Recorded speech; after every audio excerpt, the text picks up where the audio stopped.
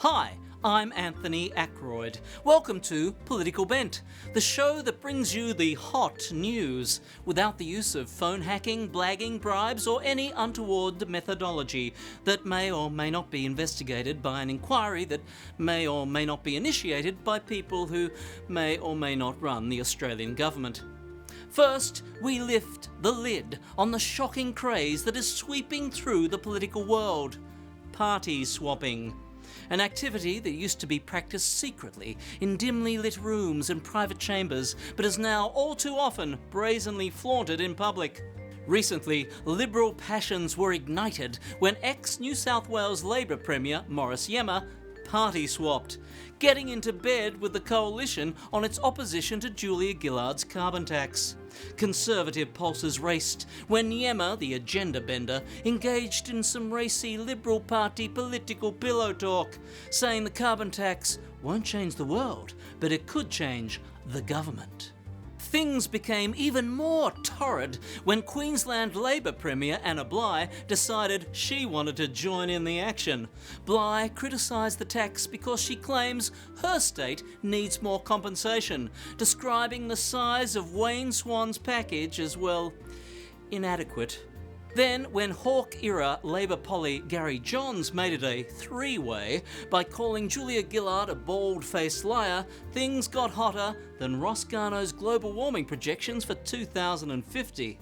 And Victorian Premier Ted Baillieu certainly doesn't mind a bit of perverse politicking on the side. While sharing the platform with his party's leader, Tony Abbott, things got awkward when Baillieu was asked, in the context of the Liberal Party, would you agree that you two make strange bedfellows?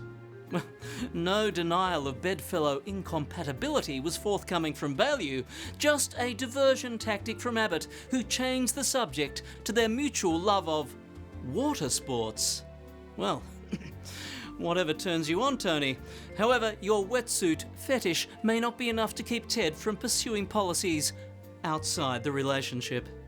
But when it comes to party swapping, no one can match the insatiable appetite of the shadow minister for sabotage, Malcolm Turnbull.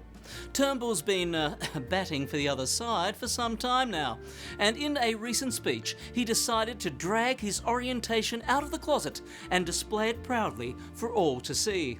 Malcolm got his mojo rising with a vigorous defence of climate change science and the urgency around reducing CO2 emissions. Political Viagra to flagging Labor members trying to sweet-talk constituents into getting behind them.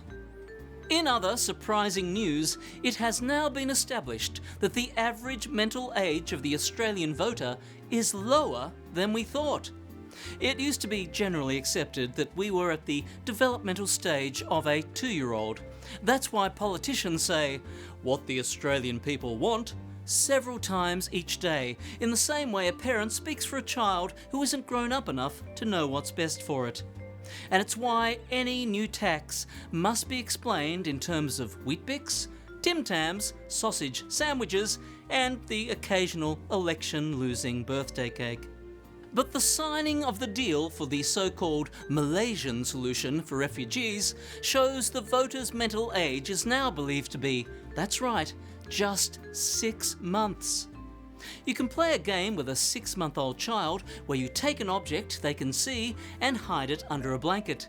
Because the child has not yet developed the concept of what is called object permanence, it won't understand that the object has simply been covered up and will assume instead that it has completely disappeared forever. Julia Gillard, like John Howard, knows that the mind of the Australian voter works in just the same way.